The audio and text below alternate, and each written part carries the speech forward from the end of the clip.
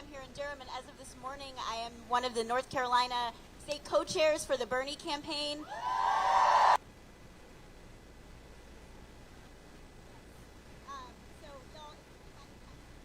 Told me that one day I'd run for public office, I definitely would not have believed you. Like many of you, and like many of you who've been drawn into electoral politics for the first time because of Bernie, I felt a justified frustration with our political system. I felt that our institutions were inherently corrupt, and I made my choices not to participate in those systems. I doubted that they could ever work for me and for the people that I love. And so I chose a different path. I joined the labor movements, demonstrated against the Iraq War, occupied the plaza, which is over there, and stayed as far away from electoral politics as I could, making a single exception once a year, where I held my nose and voted for whichever Democrat seemed the least horrible.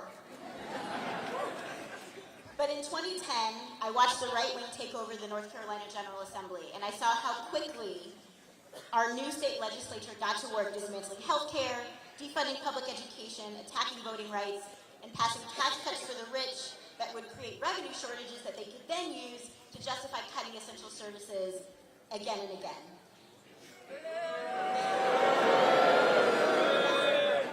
And so I realized that if I didn't want to watch my state and my city taken away from me and the people that I love, I had to make a choice. If we don't run for office, if we don't lead, if we don't go into institutions and look for opportunities within them to improve our people's lives, then we are ceding those institutions to people who will use that power to do harm. And so in 2013, I went and got arrested with Moral Monday, and then in 2015,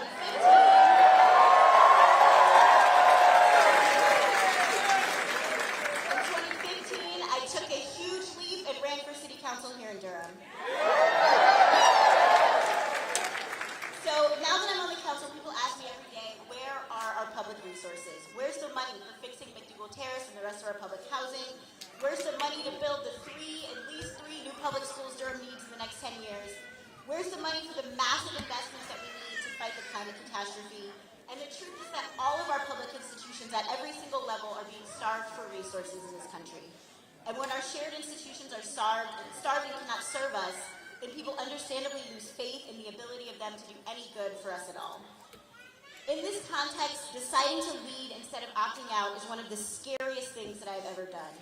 And the work in front of all of us is to be an active part of the only presidential campaign that is bringing millions of people into the brave and important, difficult work of deciding to be leaders. We are going to make the future, not the richest 1% who are pocketing the resources that we all desperately need. It's time for them to pay their fair share.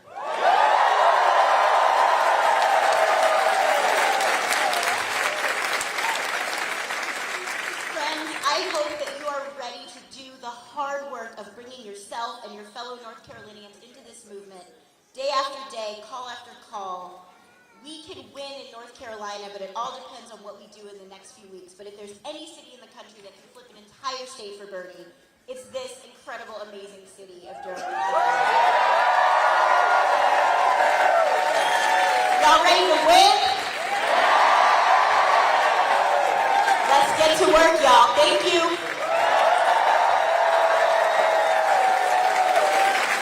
Ladies and gentlemen, please welcome to the stage founder of Hate Free Schools Coalition, Latondra Strong.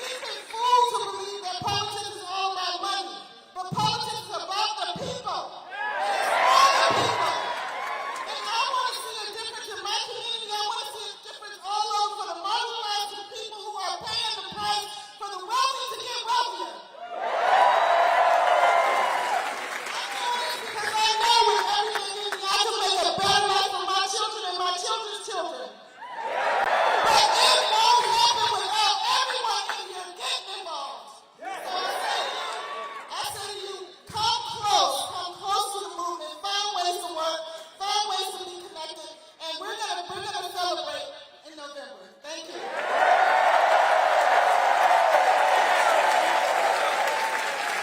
Ladies and gentlemen, please now welcome to the stage North Carolina Democratic Party Vice Chair Nida Alam.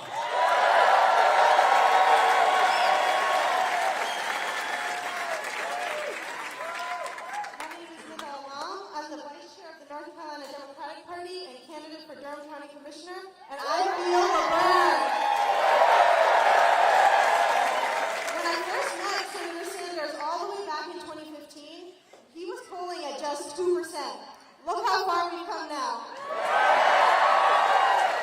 I, like many of you, was drawn to Senator Sanders after experiencing trauma and seeing the need and urgency for change. I began supporting Bernie after my friend Yusser was brutally murdered in her home in a hate crime, in the Chapel Hill shooting alongside her husband Diab and her sister Roseanne. I realized that we couldn't stand by idly anymore, that my community's voice needed to be heard, that we deserve to be able to vote for someone we are passionate about. Who genuinely cares about us and has been on the front lines of fighting systematic oppression. This political revolution has never been about just one person. It's about all of us as a collective reclaiming our power. We hold the power to make a difference. We hold the power to elect leaders who truly represent us. We hold the power to flip our North Carolina General Assembly. We hold the power to send Tom Tillis packing. And we hold the power to get Bernie in the White House. I know this power is real because I grasped it and continue to harness its energy. After 2016, I didn't stop. I was elected as vice chair of the state party, where every day we work to elect progressives in our legislature across the state so we can fight for Medicaid expansion, increase teacher salaries, and fight back against corporate tax cuts. I'm running for Durham County Commissioner, where come March, if I win, I'll be the first Muslim woman ever elected in the state of North Carolina. And that is the power of a political revolution.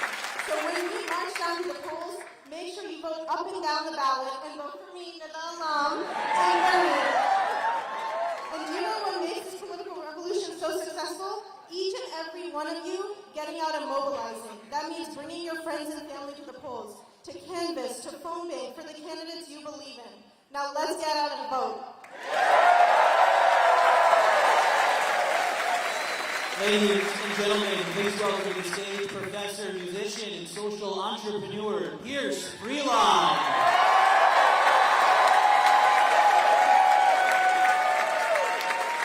Bull City, how you doing?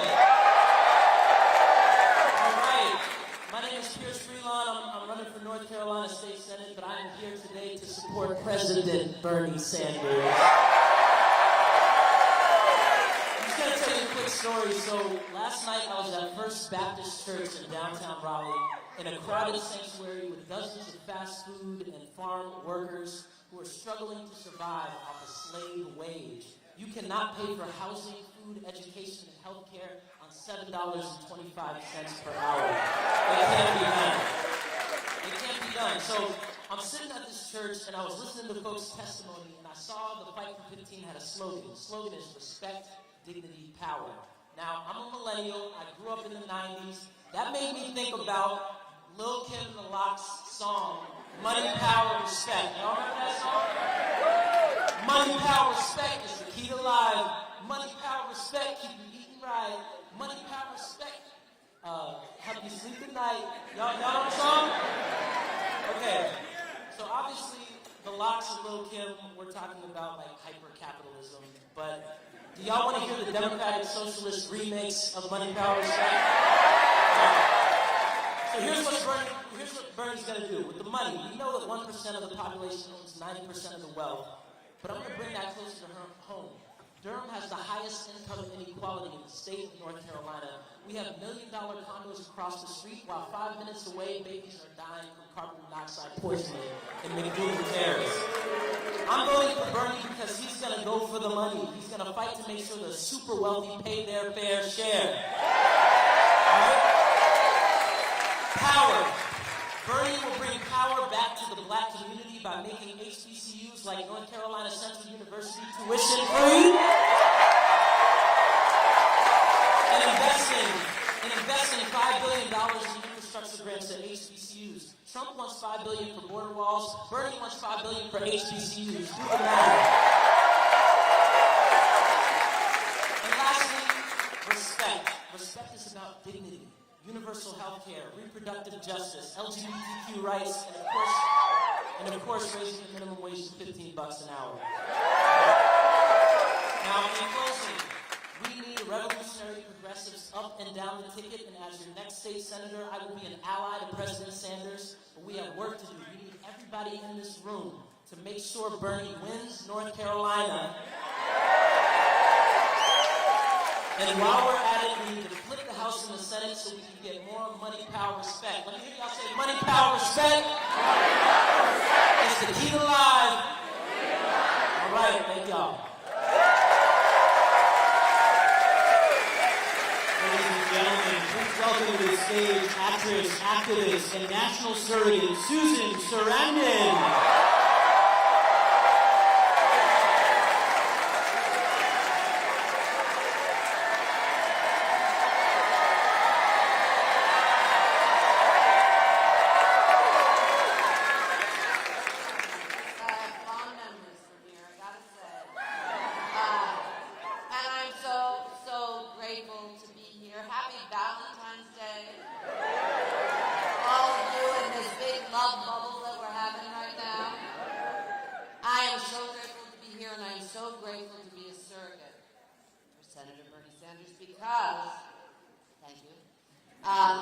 It's given me an opportunity to travel around, and to really get to know our country in a way that I haven't since the last primary, and things have changed since then.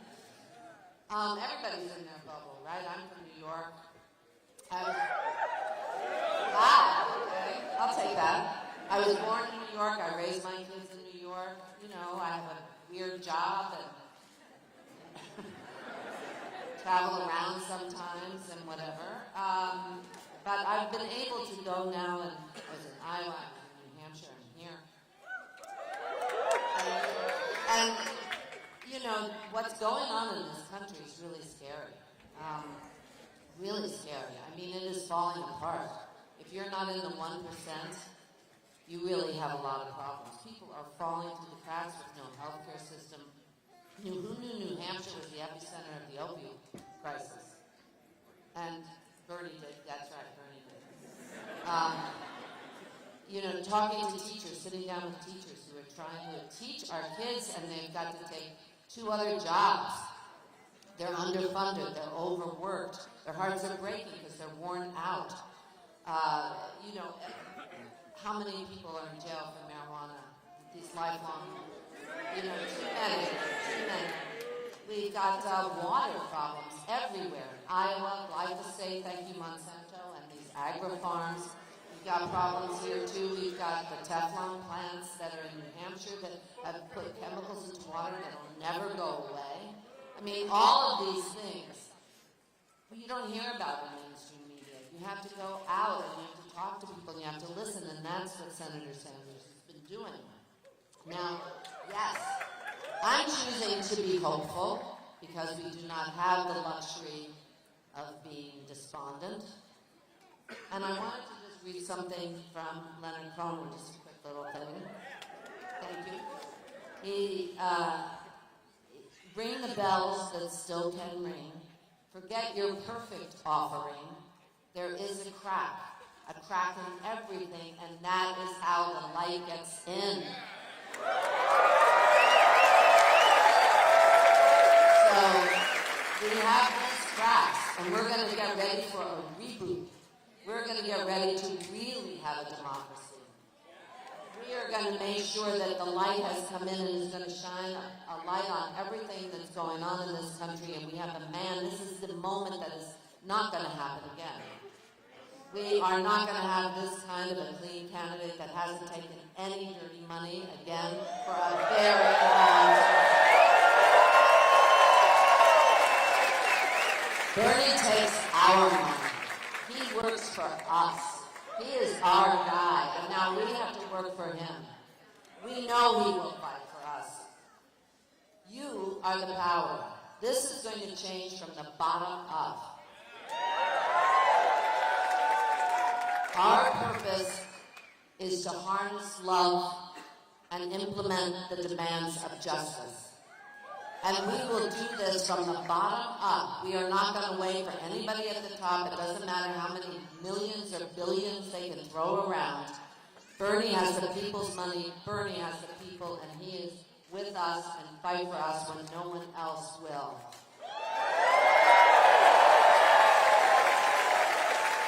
I was in a crowd in October in Queens, where I was actually born in New York, and 27,000 people. Sunny day under the bridge, yep, another New Yorker was there. Gorgeous day, high-powered, Senator Turner, Michael Moore, AOC, everybody speaking, and Bernie got up.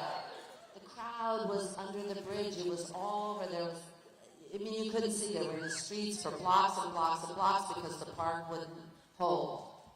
And at the end of his speech, he said, I want you to look out, and I want you to find in this crowd someone that you don't know, a stranger, who doesn't look like you, maybe doesn't pray like you, who maybe is a different color, and I want you to tell me that you will fight for them as hard as you'll fight for yourself.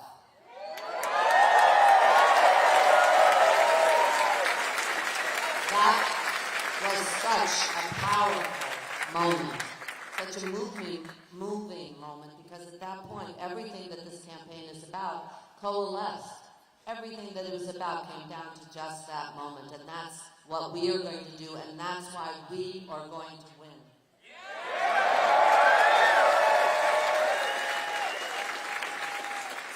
There was an interviewer who asked Trump and Bernie, how would they like to be remembered in one word as President of the United States? Trump said, victory.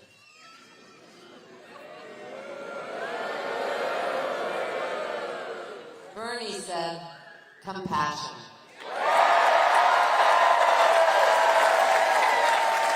And I would add consistent to that word. I would add the word consistent, because he has been fighting for these things. He's been fighting and identifying climate catastrophe since the 80s. And do you remember during the last debate when asked on the stage, everyone was asked on the stage what they considered the biggest threat to the American people, and he said climate, and everybody laughed? Not us. Not us. And how about when he ran head first and embraced the Green New Deal when everybody else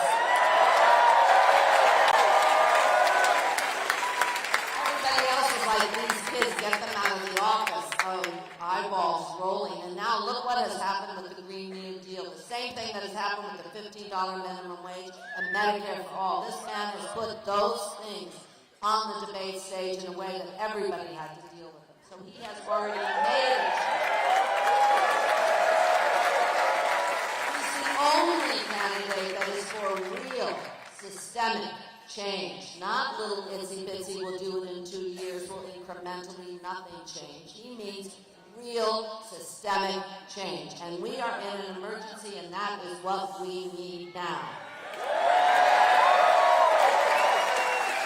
And for those who lack the will, the fight, the interest to get it done and say that it's impossible, I just want to give you one more quote from Muhammad Ali. Great Muhammad Ali. He said, impossible is just a big word thrown around by small men who find it easier to live in the world they've been given than to explore the power they have to change it.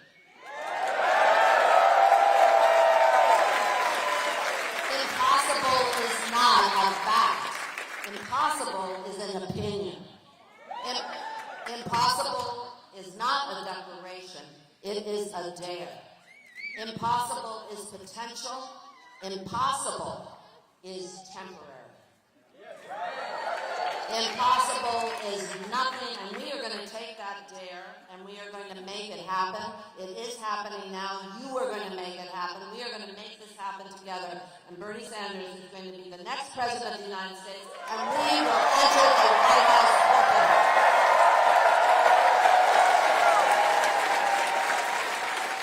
And now, thank you very much, it is my pleasure to introduce a woman who I love, I admire, and who is the engine, who is the driving force, who is a rock star. Senator Tina Turner.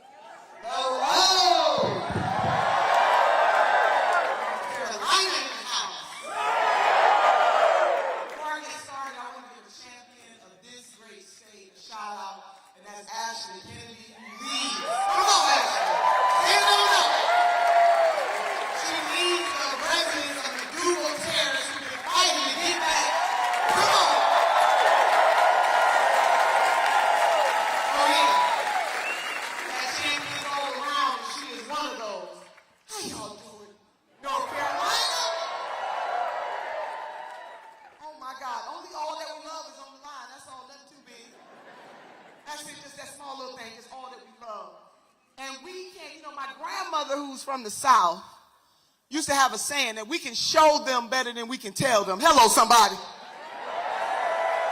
And what we are going to do is show the elites in this country and the so-called power class in this country that the workaday people from all walks of life are going to come together and change the dynamics of this country. Hello, somebody. So, sister got a few notes. I don't usually speak from notes, as you guys know, but I got a few points that I must make. So, FDR, y'all may remember him. In the 1930s, he was bumping up against the same challenges that Senator Sanders is bumping up against. The elites of his day, they hated him. And why did they hate him? I'm glad that you asked. They hated him because he was a champion of the people. He was standing up for the people and not the money interests of his time. And he mentioned in a speech, he said, I welcome their hatred. In the 21st century, we have a champion that's similar, and we welcome their hatred. Now, why did they hate President FDR? Well, I'm glad you asked. In 1944, the Economic Bill of Rights President FDR proposed, and it was this: right to a job, right to a living wage, right to affordable housing, right to quality education, right to a secure retirement, right to decent health care. Who does that sound like? Hello, somebody. Now, I just got to ask you, sisters and brothers, what's wrong with that? And it just boggles my mind that we have talking heads and elites in this country who want to deny you what they want for their own family. Hello, somebody. Now, we don't need folks running to be the president of the United States of America who do not believe that the rainbow mosaic in this country, the workaday people of this nation, deserve better than what they are getting. North Carolina, answer me this. How do we go from yes we can to no we can't? Hello, sir. We're not going.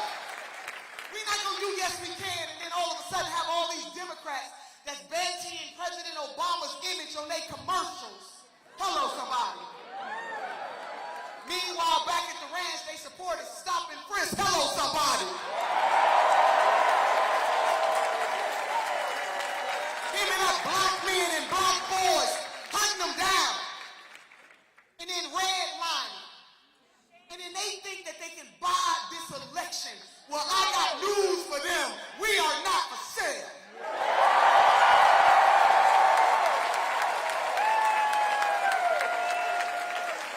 to the black community in particular. When folks are in power, look at what they do with that power. This person would not be apologizing but for the fact he's running for president of the United States of America. He is a billionaire, and he don't give a fill in the blank about the working class people of this nation. You're not going to hear about black and brown folks like that. Redlining. He out there quoted and saying, we don't arrest white folks enough, or we arrest white folks too much and minorities not enough. Do you want that person to be the next president of the United States of America? Oh no, we're not going to take that. So we're not for sale. And so to all of us, the rainbow mosaic of humanity, but especially to my community, anybody that is in power that will use that power to push that kind of bigotry and to expose that you believe that black folks are somehow more criminal than anybody else, and you got your police department out on the hunt, knowing how much hell my community has caught during the history of this country, which is rooted in racism and bigotry. Something is wrong with you. We not for sale. Now in Black History Month, I think a sister can get a little leeway. Hello, somebody. Now meanwhile, back to my notes. Back in 1963, the Reverend Dr. Martin Luther King Jr. demanded that workers be paid a living wage. He demanded adequate and integrated education. He demanded decent and affordable housing. He demanded a federal job program in order to create full employment in this country. North Carolina, who does that sound like? So we only got one candidate that doesn't just go out during MLK Day and quote the Reverend Dr. Martin Luther King Jr. You can quote the Reverend Dr. Martin Luther King Jr., but how many of you are willing to walk in his footsteps? Hello, somebody. And all this talk about democratic socialism, you got Democrats in the elites trying to blunt the senator with this, but the Reverend Dr. Martin Luther King Jr. and some other great folks that we celebrate in this nation, they were democratic socialists. Hello, somebody. Dr. King put this nation on notice before he was assassinated. He talked about militarism, materialism, poverty, and racism. Hello, somebody. So you can't keep talking about this half-measured stuff. Now, North Carolina, I want you to pretend with me that you are in the middle of an ocean. And if you were drowning, would you want somebody come to your rescue talking about what's practical? I'm going to practically hand you out a raft to save your life? Or do you want somebody to be radical about coming out to save you? Hello, somebody. Hello, somebody. Already got enough money to bail out Wall Street. Can't put a down payment on Main Street. But we're going to change that with our candidate. He stands for the people. Judge somebody for what they have done, what they will do, and what their vision is for the future. And Senator Bernie Sanders, in the words of Dr. Cornel West, has been a long-distance runner for justice. Hello, somebody. And you deserve better than what you're getting, and don't let nobody tell you otherwise. So sisters and brothers in North Carolina, can you raise one hand for yourself? Raise another hand for somebody else. The great Dr. Maya Angelou once said, have the courage to stand up for yourself, and then the courage to stand up for somebody else. With these hands, we will have Medicare for all. With these hands, we will have college for all. With these hands, we will cancel student debt. With these hands, we will cancel medical debt. With these hands, we will reform a legal system that is corrupt and immoral and racist. With these hands, we will legalize marijuana.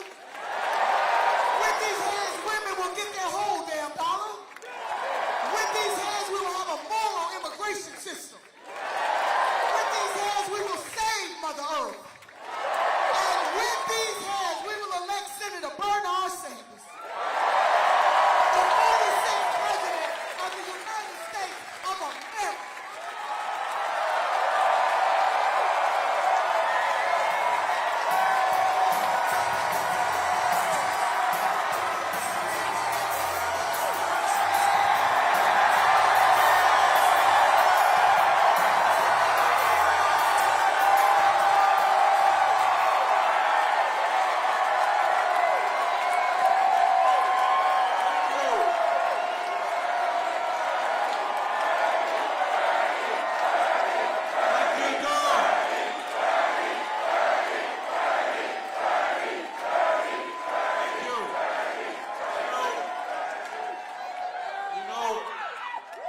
we won the popular vote in Iowa. We won the New Hampshire primary. And I'm getting the very strong feeling that we're going to win here in North Carolina.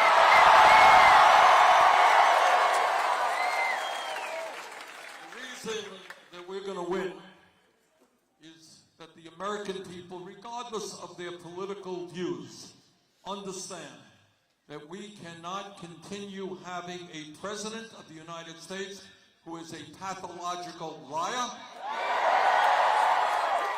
who is running a corrupt administration, who does not respect our Constitution or democracy, who thinks that he is above the law, who is a racist, a sexist, a homophobe, a xenophobe, and a religious bigot. And those are his good qualities. And the other reason that we're going to win is, I think, all across this country, people understand there is something wrong when we have a corrupt political system that allows billionaires to buy elections. Now, we may be old-fashioned. What we believe in is democracy, one person, one vote, not billionaires buying elections.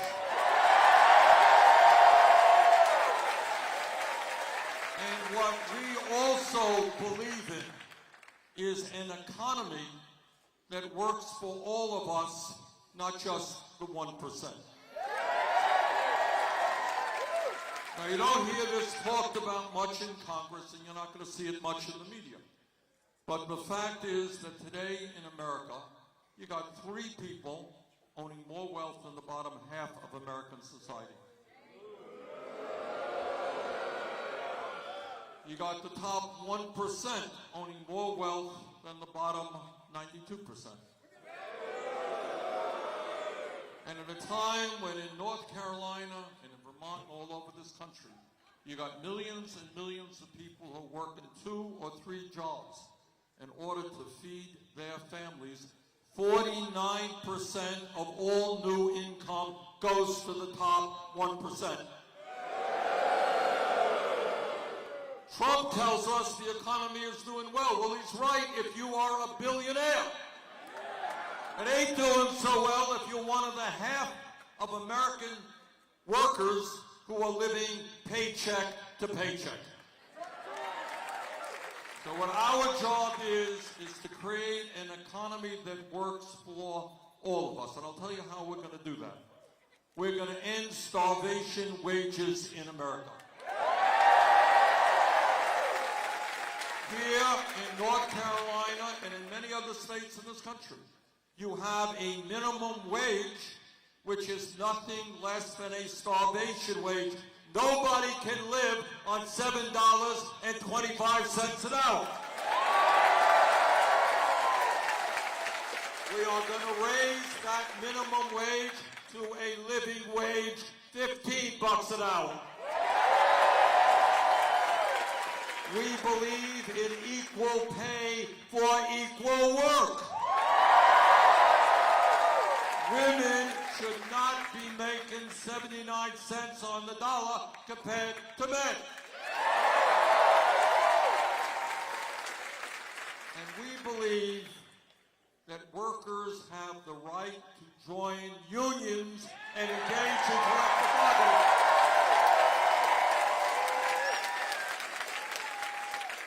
And when we talk about the future of this country, we're going to be changing national priorities.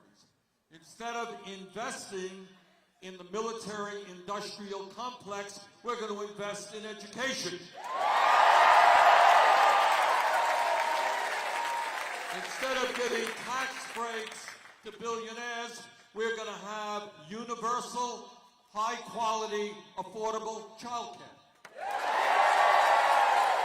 We're going to triple funding for low-income Title I public schools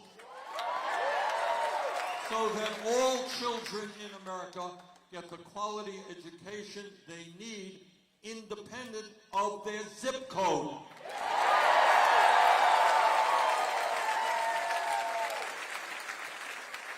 And because we believe in the importance of education, we respect educators and teachers and those people who work with our kids. And that is why we believe that no teacher in America should earn less than $60,000 a year.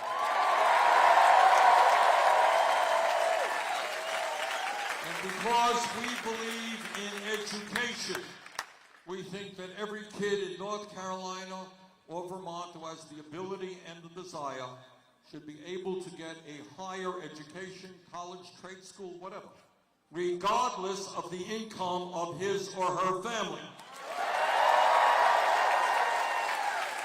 And that is why we are going to make public colleges and universities tuition-free.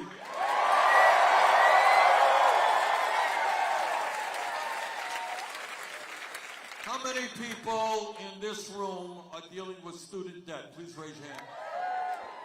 Well, you know what I think.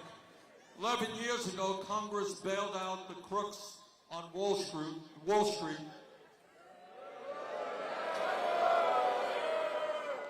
Two years ago, Trump and his friends gave $1 trillion in tax breaks to the 1% large corporations. Well, if Congress could do that, you know what I think we could do? I think we should cancel all student debt.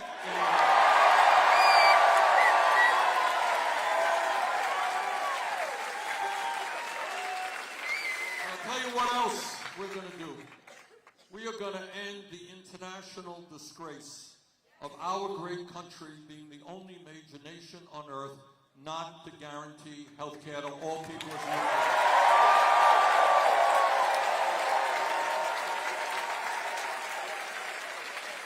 The current healthcare system, is dysfunctional and it is cruel.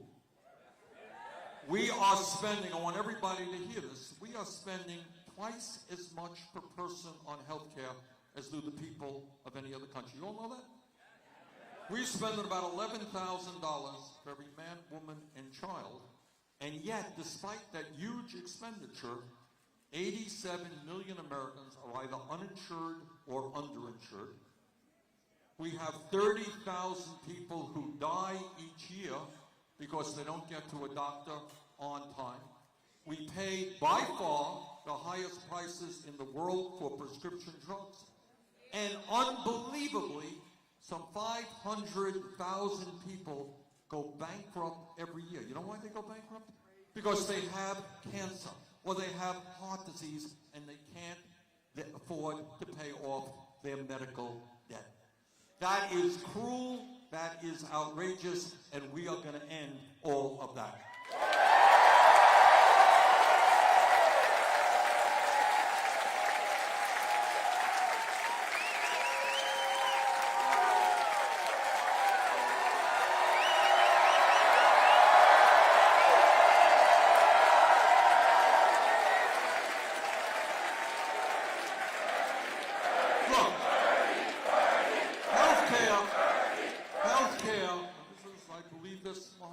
Most Americans do. Healthcare, whether you are rich or middle class or poor, healthcare is a human right, not a privilege. And the function of a rational and humane healthcare system is to guarantee healthcare to all, not to make $100 billion in profit last year for the insurance companies and the drug companies. So whether the healthcare industry likes it or not, we are going to pass a Medicare for all single.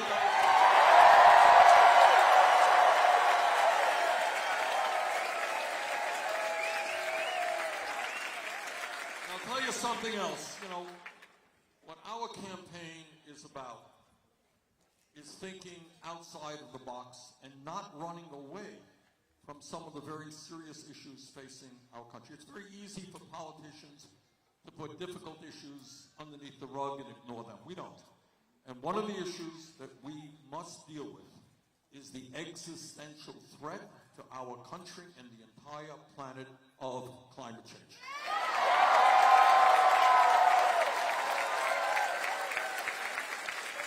Now, sadly, we have a president who thinks climate change is a quote-unquote hoax. Well, in my view, Donald Trump is a hoax.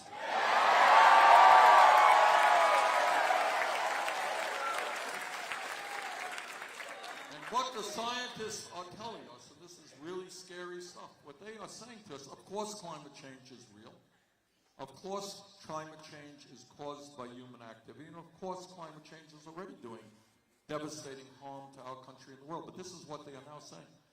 They are saying that they have underestimated the speed and the severity of the damage that climate change is doing and will do unless we get our act together. Polar ice caps melting at a faster rate than they had anticipated, oceans warming at a faster rate, sea level rising at a faster rate, drought more severe, extreme weather disturbances more severe, acidification of the oceans more severe, and what the United Nations tells us, if we don't get our act together, by the end of this century, there may well be hundreds of millions of climate refugees, people no longer able to live in their communities because there's no water to drink, no land to grow their crops. What we have got to do is to finally have the courage to tell the fossil fuel industry that their short-term profits are not more important than the future of this planet.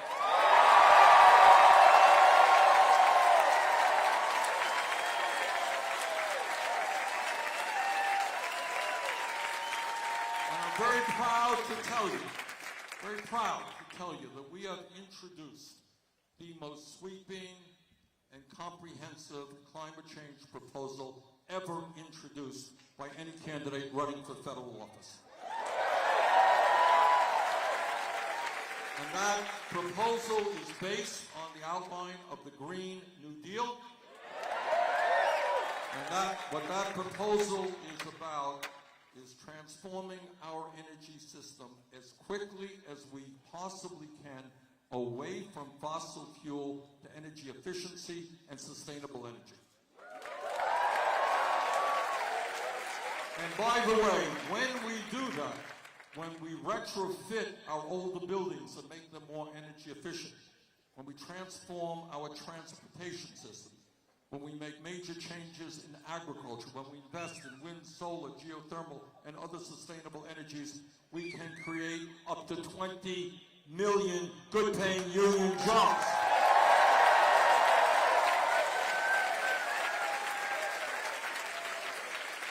When we talk about an agenda that works for working people, what we intend to do is to end our broken and racist criminal justice system.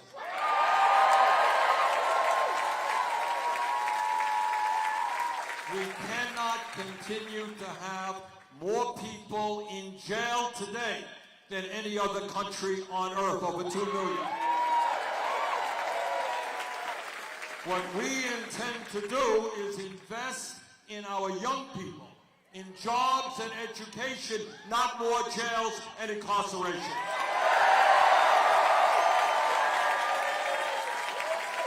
We are going to end private prisons and detention centers.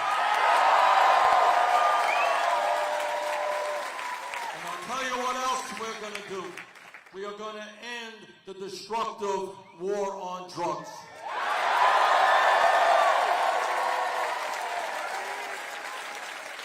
There are some things that a president can do by executive order, other things you need legislation. One of the things that a president can do with an executive order is to make marijuana legal in every state in this country.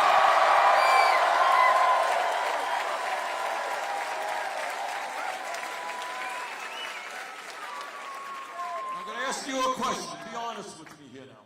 How many people here know someone who was arrested for possession of marijuana. Whoa.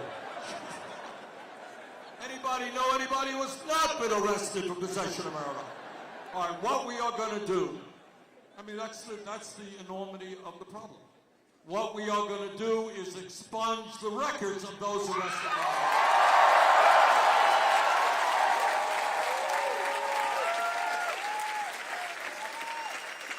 And when we talk about broken systems, we have a broken and racist immigration system that we have. On our first day, we are going to restore the legal status of the 1.8 million young people eligible for the DACA.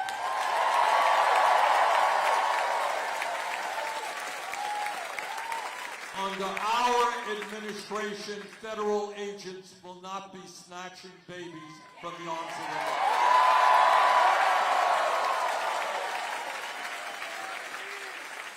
And under our administration, we will succeed in passing bipartisan, comprehensive immigration reform and a path toward citizenship for the undocumented.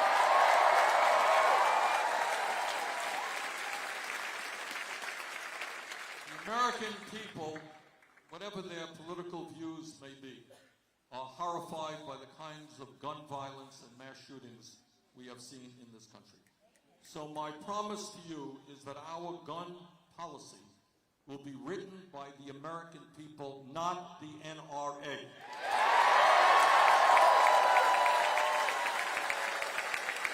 We will have universal background checks. People with violent pasts should not own guns. We will end the gun show loophole and the straw man provision ends. We will do what the American people want. And the sale and distribution of assault weapons in this country.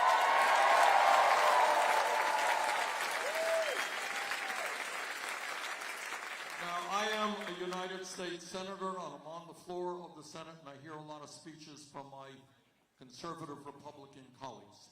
And their mantra is that they believe in small government, they believe in getting the government off the backs of the American people. And I say to those hypocrites, if you believe in getting the government off the backs of the American people, understand that it is women who have the right to control their own bodies, not the government.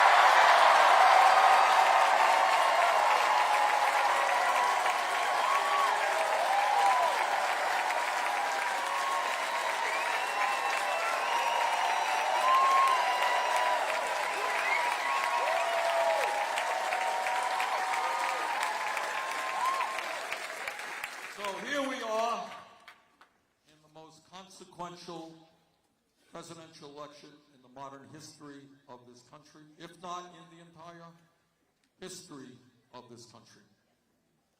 And what our campaign is about, as I mentioned, is defeating a very, very dangerous president who is undermining democracy, who has no respect for the Constitution, who thinks that the free media is an enemy of the people, who thinks that the Congress does not have a right to have oversight over his administration, who is now busy attacking the judiciary. Right? Furthermore, we have a president who is running a corrupt administration. And I know that not everybody in North Carolina agrees with everything that I say. I got it. But I hope that we can all agree that that kind of person should not and must not win a second term.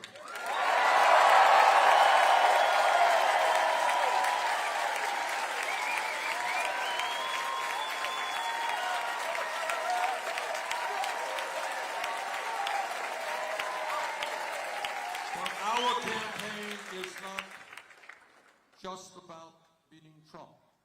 Our campaign is putting together an unprecedented multi-generational, multi-racial coalition of millions of people.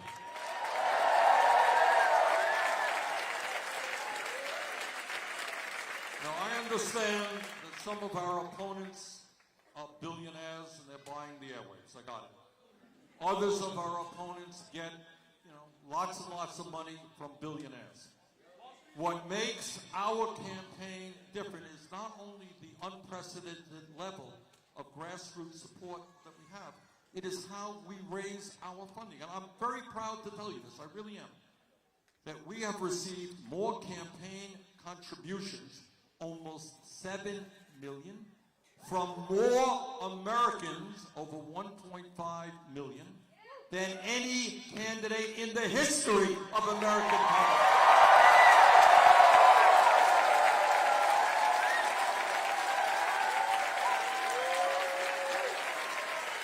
So I do understand, I do understand the power of the billionaire class. I understand that they have unlimited amounts of money. But at the end of the day, if we stand together and we do not allow Trump and his friends to divide us up based on the color of our skin or where we were born or our sexual orientation or our religion or our agenda, if we stand together as one people, we will not only defeat Trump, we will transform this country.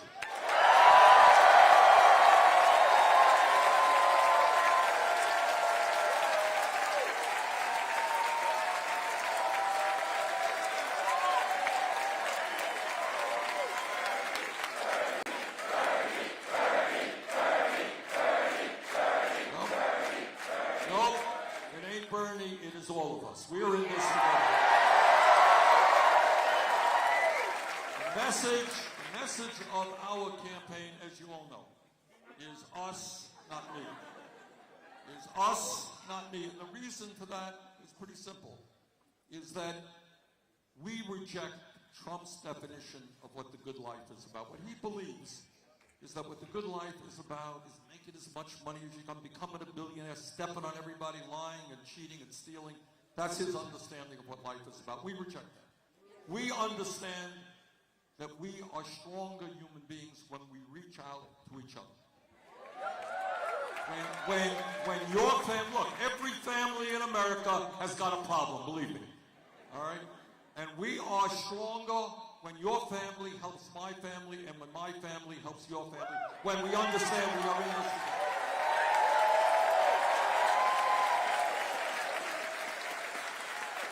And we also understand, if we know American history, that real change never ever takes place from the top on down, always from the bottom on up. That is the history of the labor movement. It's the history of the civil rights movement. It is the history of the women's movement. It is the history of the gay rights movement. It is the history of the environmental movement. And what that means is the only time that real change takes place is when millions of people stand up and look around them and say the status quo is not working, we want change.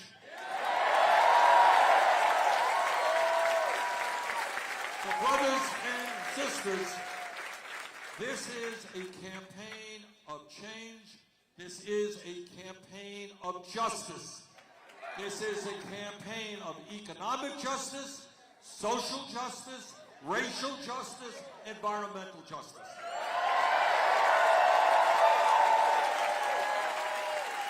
This is a campaign which uniquely is prepared to take on Wall Street, the insurance industry, the drug companies, the fossil fuel industry, the military-industrial complex, the prison-industrial complex, and the whole damn 1%.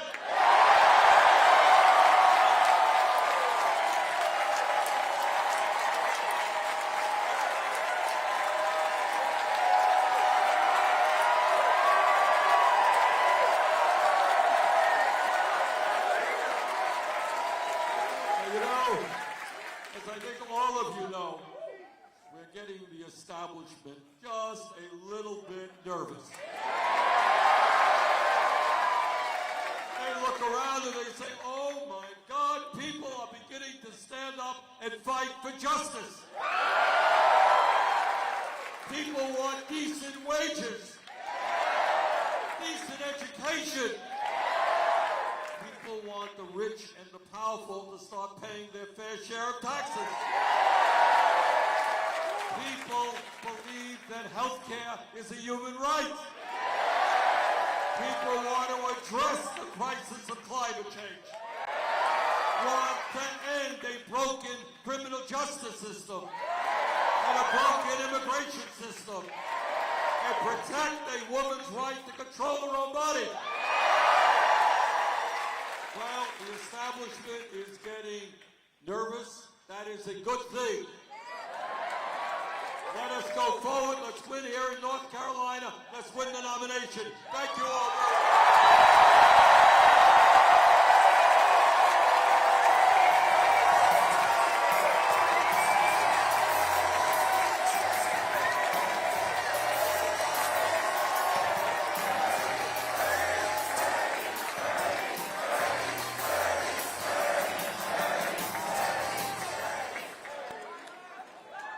I am told by a great authority, Nina Turner, that early voting in North Carolina has started. So you know what? Get out and vote early. Thank you.